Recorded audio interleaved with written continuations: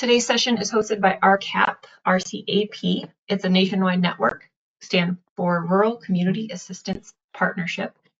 We are a nonprofit company providing training and technical assistance to rural communities and tribes with drinking water and wastewater treatment, utility, financing, management, and general administration.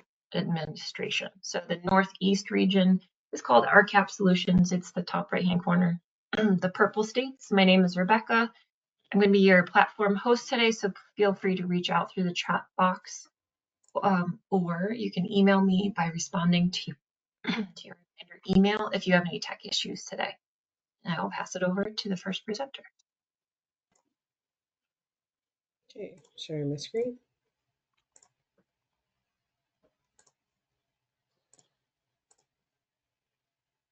Hi. Welcome to this webinar brought to you by the Massachusetts DEP Drinking Water Program. Introduction to PFAS, technical support, and grants.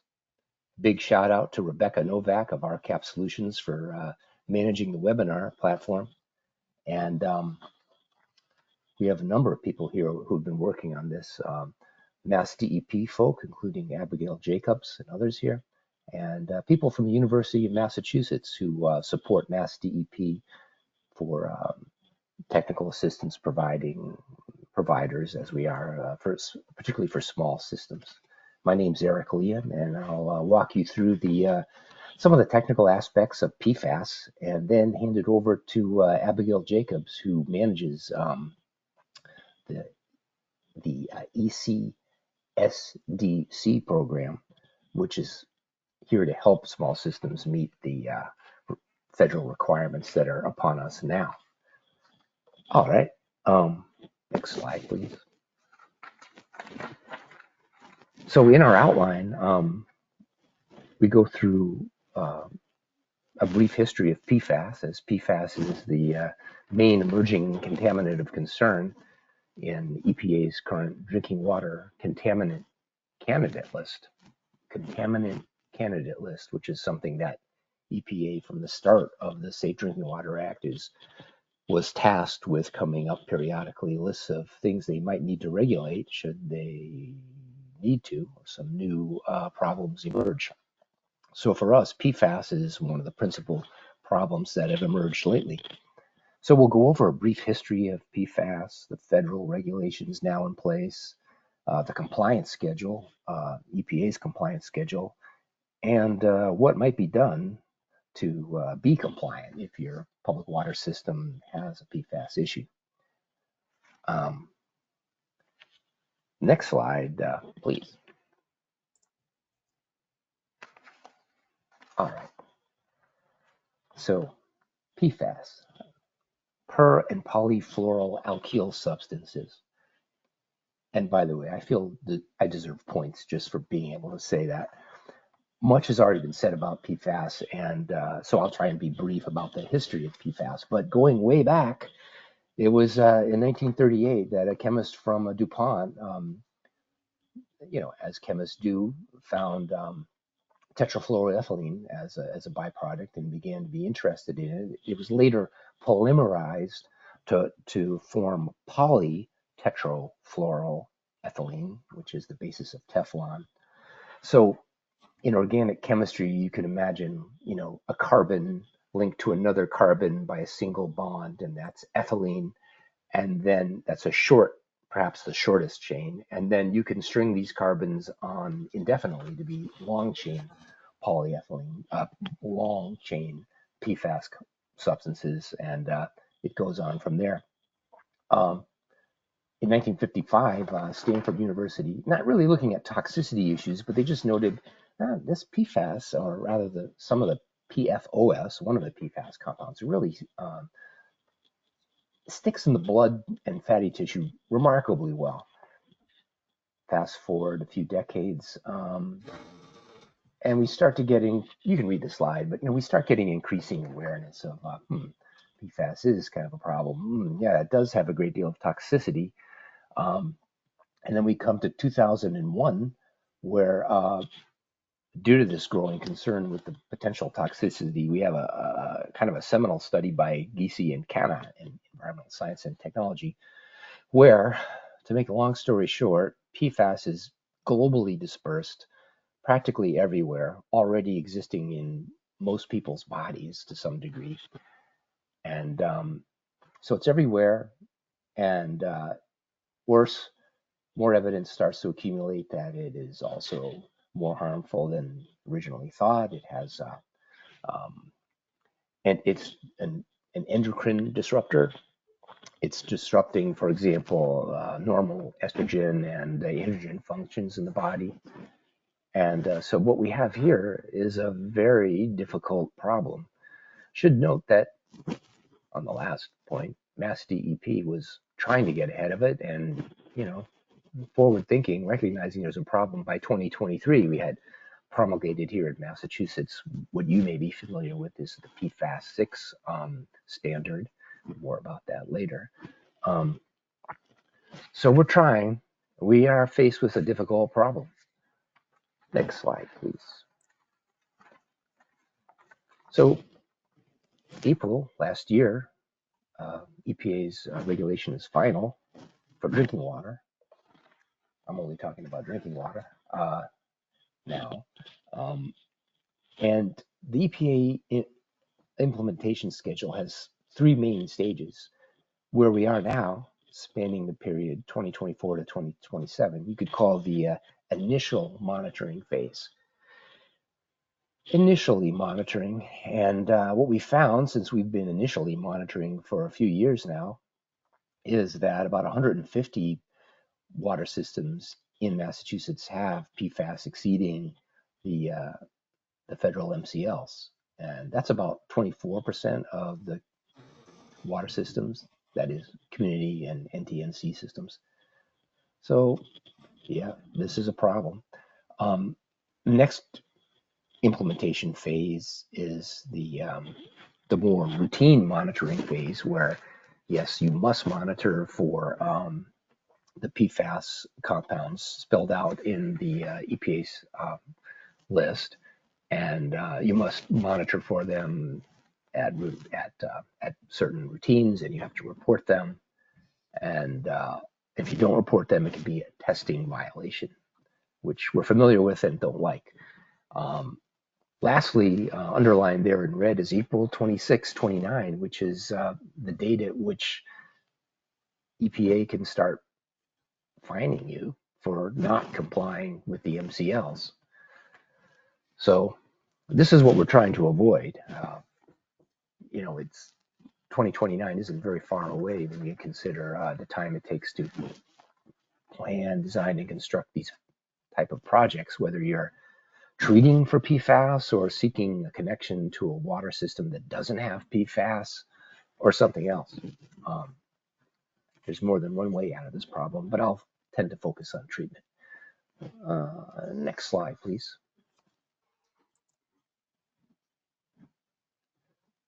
So here we have, in a nutshell, is the current final regulations for PFAS. There's 5 specific PFAS compounds, and then there's a mixture of 2 that create a hazard index, which I won't get into here. But looking off to the right, you can see what the MCLs are. They're down to 4 part per trillion, 10 part per trillion, and these are very low concentrations for drinking water. Drinking water regulation. To put that in a physical scale, we're familiar with part per billion. That would be, micrograms per liter. That would be what we're used to when we monitor for THMs and other disinfection byproducts. So a part per billion is like 3 seconds out of a century. Pretty low. A part per trillion, 1,000 times less than that, is like 30 seconds out of a million years. And this is what we're faced with. You might wonder, well, who would measure things down to that level? Well, who would is laboratories, medical laboratories across the United States and the world have been measuring things to part per trillion levels for decades when they measure, estrogen and androgen and hormones in the human bloodstream. That's the scale at which endocrinology works, which is rather amazing when you think about it. But here we have it. Next slide, please.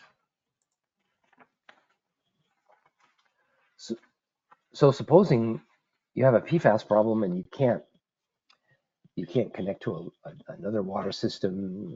It doesn't seem feasible to drill a new well that might not have PFAS in it, and you're stuck with treatment. There's two major categories of treatment currently. There's destructive treatment technologies, which is the gold standard we wish we had. But it's an ongoing and heavily pursued area for technology development. We're not there yet. Several companies are looking at destroying aqueous PFAS streams, not something as dilute as drinking water, but something like the side stream of an RO or membrane or reverse osmosis or nanofiltration stream, a side stream that's highly concentrated. They're working on that. I believe that Ecom has a patent that's over a year old towards doing that. Clarity, a company associated with UMass, and they've been working on that as well. But as far as your drinking water stream goes, no, we don't have anything for you but non-destructive treatment technologies. These are unit operations that remove, but they do not degrade the PFAS, which the bottom line means that you're not destroying the PFAS, you're just moving it out of your drinking water into something else like a GAC column or an ion exchange resin. And that's what we have. Oh, next slide, please. More about treatment. Conventional treatment strategies, like we see in most medium-sized drinking water plants, coagulation, oxidation, these processes don't make much of a dent in PFAS, unfortunately. By that conventional treatment, you'd see, the coagulation tank, you'd see flocculators. It doesn't do much. But we do have some effective established technologies like granular activated carbon, powder activated carbon, ion exchange resins, high pressure membrane filtration like RO and nanofiltration. And these things have been proven to work at removing PFAS from your drinking water. And next slide, please. It all depends. Which one is better? It all depends. This slide is a bit complex, but it's a good introduction if you are faced with a treatment problem and you need to start looking at treatment methods. Here's a starting point. To the left, there's in other words, what this slide does, it relates the effectiveness of 4 types of treatment technologies against short chain PFAS, long chain PFAS, their relative costs, their disposal requirements, and some particular challenges this technology may have. None of this is particularly cheap. GAC might be the least expensive. They vary in effectiveness. I've seen combinations of GAC and ion exchange resin columns installed. It all depends because, as we all know, all water is not the same. And of course, it's going to depend a lot upon any treatment that is upstream of the PFAS treatment. So there's a way out of it. Not easy though. Next slide, please. For your convenience, there's a pre-approved list of treatment technologies here in Massachusetts. MassDEP maintains that list under 310 CMR 22. And the link in this slide, should you get a copy of this slideshow later as PDF, this link will lead you to what I believe is the current list. current as of November 2024. And it's about 26 pages long, I think. And within that list, you'll find maybe 20, almost 30 technologies listed that are pre-approved for removing PFAS. You may have to pilot it anyway. Sometimes yes, sometimes no. Um, Once you get on this track and start to get into it, you would do well by contacting your regional EP person to see what they might recommend or might require. So that's a good list to have. I recommend looking that up if you start to get into treatment here in Massachusetts. Next slide, please. Oh, that's it for me. So, Rebecca, I think we're ready for poll question number 1. Okay, hopefully you can see on the screen. When can a PWS begin receiving formal violation notifications from the EPA concerning PFAS in drinking water? If you have problems answering the poll, you can just write in the chat box either the answer or that you're having issues. All I see is never.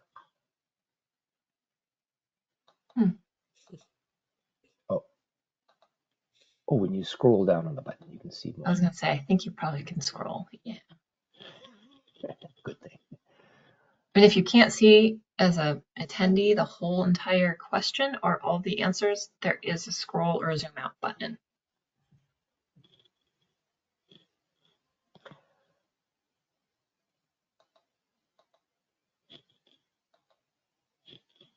Most votes, I'm going to give everybody about 5 more seconds. Take your best guess.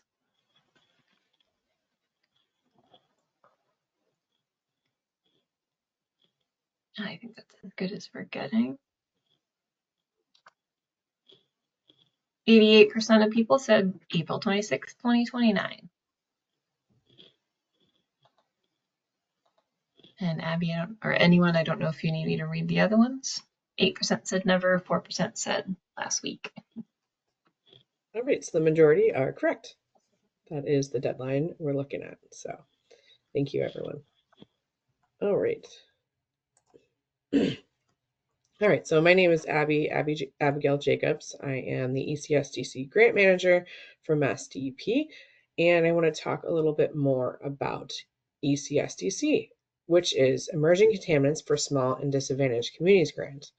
Excuse me.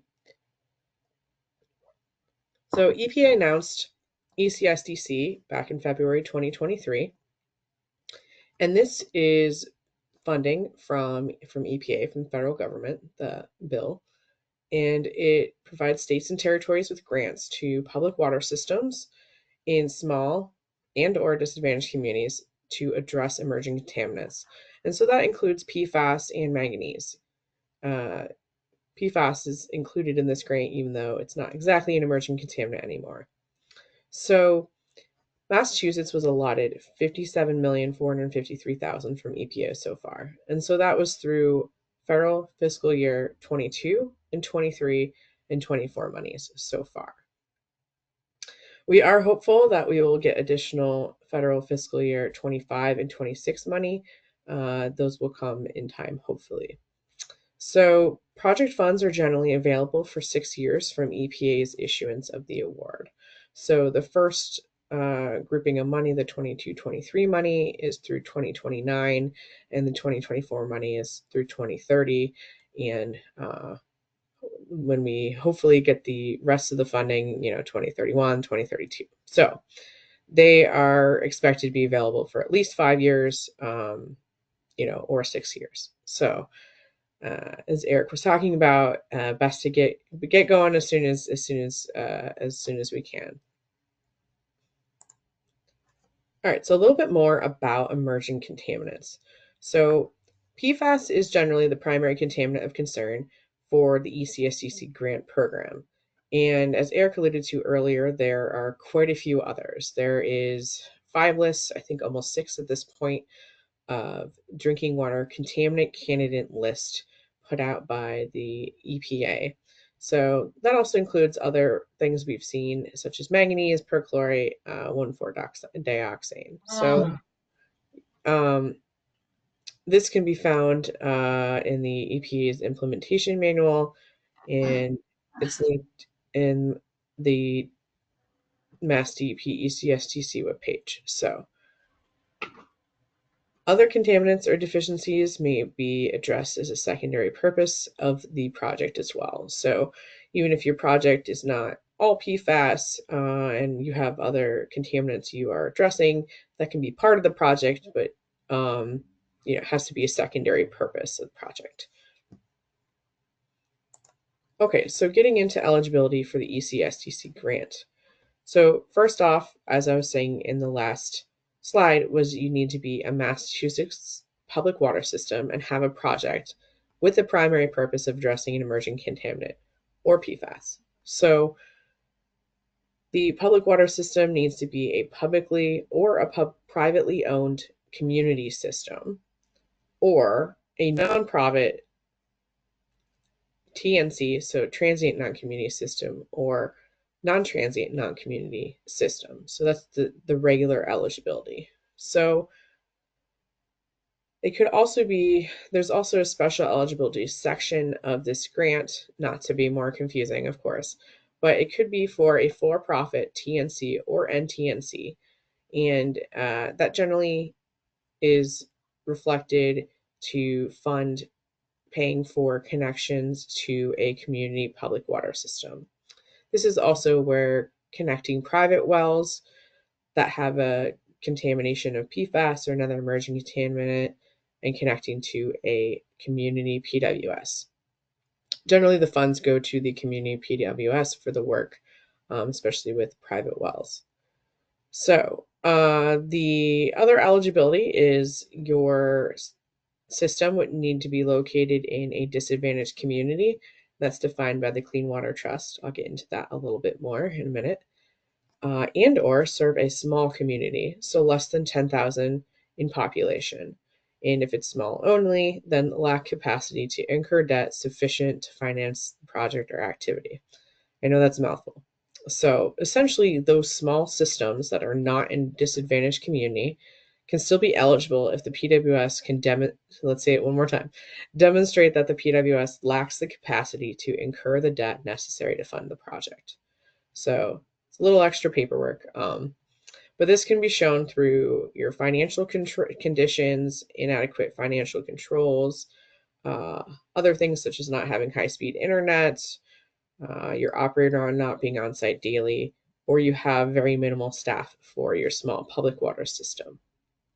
So there's more here at the mass.gov emerging contaminants web link. So I'll show you what it looks like on the next slide. So here's what our website looks like. It has a lot of good information on there for the ECSTC program.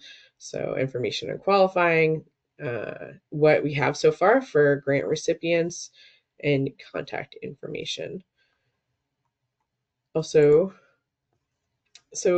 wanted to show you the map for the Massachusetts disadvantaged communities by tier.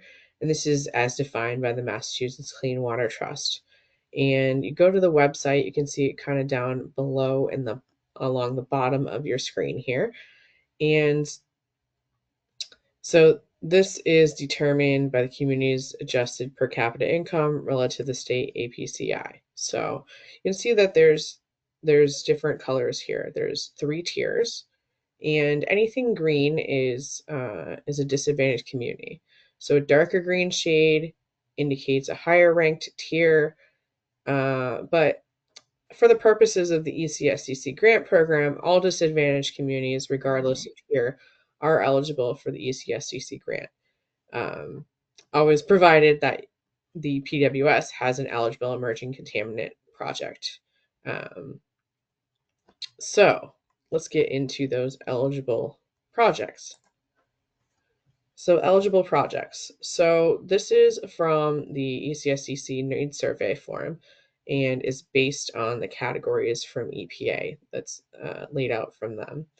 And this is essentially almost anything necessary for a small system or disadvantaged system to remedy its PFAS or emerging contaminant problem. So let me briefly go through these eligible projects and categories. The first category is research and testing. So this can be non-routine testing and gathering of sampling. Also include pilot testing to figure out what maybe which way you want to go for treatment or what have you. The next category is planning and design to address emerging contaminants. So maybe taking that pilot study, figuring out if you want to build treatment or if you need a new source or what works for your public water system. So the treatment of emerging contaminants is the section more of a construction of a treatment plant or adding PFAS onto your treatment plant. And the fourth category is source water activities. So that would be relative to the emerging contaminants. So, if you need a new well or something like that, sorry, I can't figure out how to turn off. I closed it and it keeps coming back up. So water system. So, okay, sorry, back to the source water. So if you need to dig a new well that doesn't have PFAS contamination, okay, so another one is storage. So for example, if you are extending your water main to a new public water system to consolidate, which I'll talk about in a second, you might need more storage in your system. And then another project that is a big focus of this grant is water system restructuring, interconnection, consolidation, or creation. So this is when maybe a PWS is consolidating with another PWS that doesn't have contamination issues, or interconnecting with another PWS that also doesn't have contamination issues from PFAS. So it's very helpful to do that. And this also is very related to providing households access to drinking water services. So when I was talking about private wells, being able to connect private wells to a community PWS. So especially is those wells that are have a contamination issues. And then there's a few other categories that usually go along with one of the other projects, technical services, consulting, things like that. And then public communication, engagement, education. So to talk to your, I need to sorry guys. Okay. So providing, all right, so public communication, engagement, education, maybe talking to your PWS that, about what you are planning. So that can be part of your project. And then also workforce development. So say, for example, your operator needs have increased because you connected another PWS to your system and you need to train that new operator. So a lot of different examples. And again, this is basically almost anything necessary for a system to remedy their PFAS or emerging contaminant problem.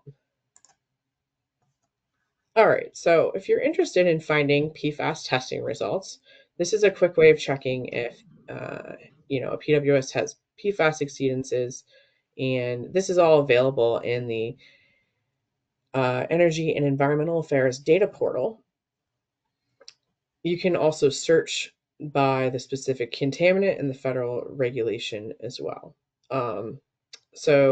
What's really helpful is if you want to search under your town name or PWS name, and the contaminant group PFAS is really helpful. You can use those little drop down arrows to figure out what you're looking for as well. But if you really are interested in just one chemical, you can go over to the chemical name and do PFOA, PFOS, or you can search by PFAS 6, for example, as well. So kind of dig around in there to see what your PFAS testing results are. And this is available to anyone who's interested. Okay, so let's get to the part where what should a PWS do now? So for those systems that may be impacted by the new standards and will need to undertake compliance efforts, we really strongly encourage you to begin planning today. All these projects take a long time, and much longer than you think it's going to take. And funding and technical assistance really are available now. So if you think you are eligible for the Emerging Contaminants Grant, then you want to start with the Needs Assessment Survey form. So to show you where that is found on our Emerging Contaminants and Smaller Disadvantaged Communities Grant webpage, linked there as well, and linked throughout this presentation. And what you want to do is you want to scroll down to Project Review and Grant Awarding section. And you see the red arrow there. So if you believe you're eligible for the funding, please complete a needs assessment survey form. That is the first step. And this is a non-competitive grant, so it doesn't really have a traditional application process, and we accept these on a rolling basis.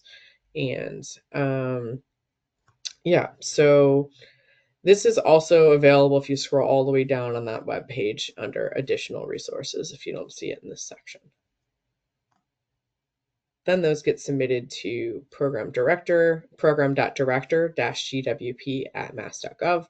And it's really helpful if you put ECSDC grant and your PWS ID in the subject line, so it gets forwarded quickly to the correct person. So myself and my team. All right, so here's what the needs survey, the first part of the needs survey, looks like. It is 4 pages, but it asks questions about your PWS and says whether your PWS is small, disadvantaged, or perhaps both. What emerging contaminant you think your project will be addressing, so such as PFAS. And then if you think back to those project types and categories that we just went over, you'd select those. And it's also really helpful if you have a brief description of your project and, as well as if you've gotten to the point of knowing maybe when you would want to start the project, schedule. So it's broken down into planning and design as well as construction sections. And then if you have an idea of your approximate cost of your project, that's really helpful for us as well. So, okay, so that was a lot of information. So let's take another poll. So Rebecca, if you can pull that up, please. Okay. All right. Which projects below are eligible for an ECSDC grant? And just remember, you can scroll down to see all of the options. There are 5 options.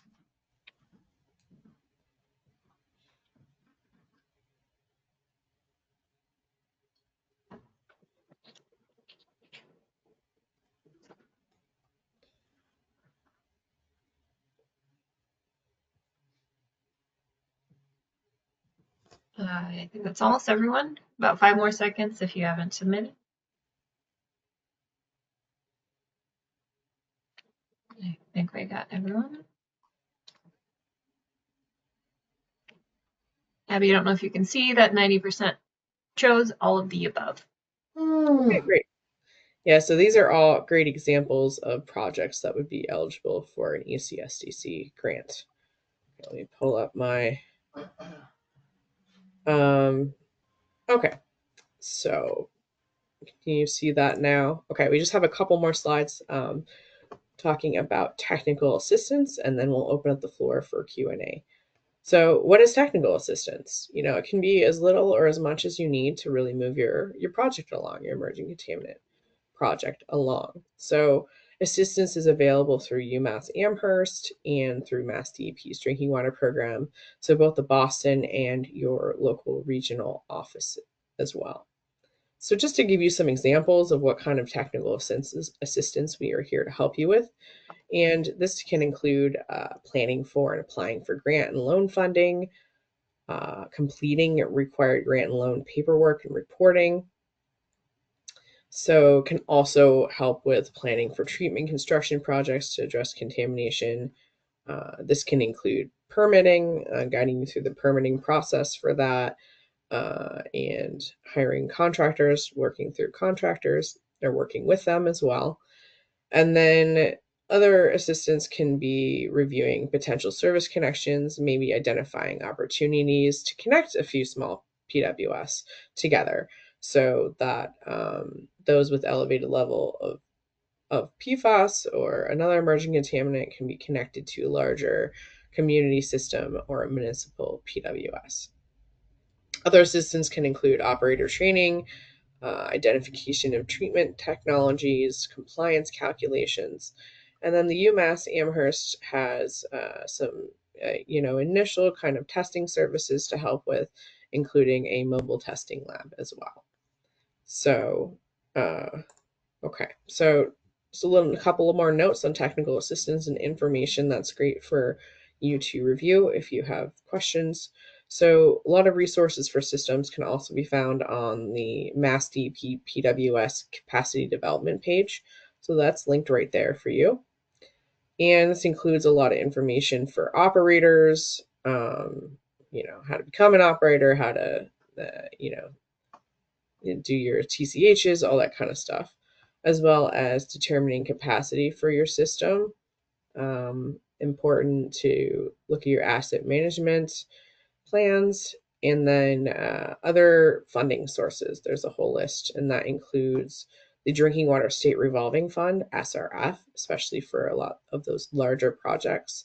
There's also a funding for cybersecurity improvements through the Cybersecurity Improvements Grant Program, and lots more. So if you dig through that website, there's a lot of great information there for you. Okay, so to recap and to think about next steps here. So all public water systems, including small public water systems, so those under 10,000 in population, should really be monitoring PFAS testing results, and if necessary, really start to plan or to address elevated levels of PFAS. That April 2029 date is going to come a lot faster than you think it would. So to move your plan forward or to start a plan, smaller disadvantaged PWS can explore the DEP ECSCC webpage, and if you think you're eligible, or you can submit an needs assessment survey form. You can always reach out as well to us. So MassDEP and UMass Amherst technical assistance providers, we're available, and we'll also follow up, of course, with your needs assessment survey, contacting PWS that submit one to learn more about your project and maybe gather some more additional information. Okay, so if you have any questions, please type your questions in the chat box. And then I just want to note to email the MassDEP Drinking Water Program if you have questions later on. Our overall email that I'm sure you've seen a few times is the program.director-dwp@mass.gov. And if your question is specific to the ECSDC grant, please put your name and ID number and ECSCC in the subject line, and it'll make its way to us a lot faster. So with that, please type your questions in the chat box, and Rebecca, if you can stop recording.